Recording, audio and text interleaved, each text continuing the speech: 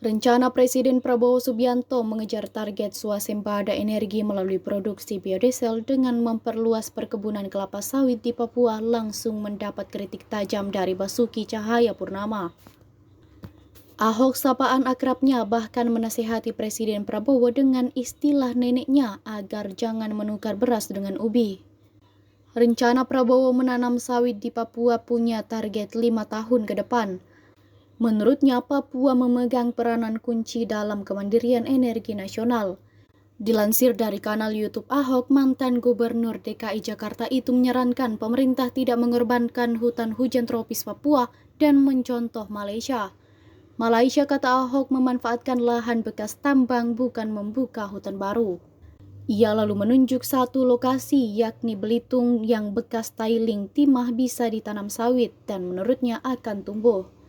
Ahok menekankan bahwa teknologi pemupukan bisa membuat lahan tandus menjadi produktif tanpa harus merusak ekosistem hutan yang asli. Mantan pasangan Jokowi di DKI Jakarta itu lalu mengurai ancaman ekologis dan bencana yang bisa muncul dari niatan pemerintah. Mengubah hutan hujan menjadi pertanian monokultur akan menghancurkan habitat flora dan fauna unik Papua. Ia mengaitkan hal ini dengan bencana besar di Sumatera bulan lalu. Menurutnya lagi, bencana itu terjadi lantaran sudah melampaui layaknya tambang. Belum lagi keberlangsungan flora dan fauna yang ada di Papua. Terpenting pula, lemahnya pengawasan pemerintah terhadap pembalakan liar yang seringkali terjadi di kawasan hutan lindung.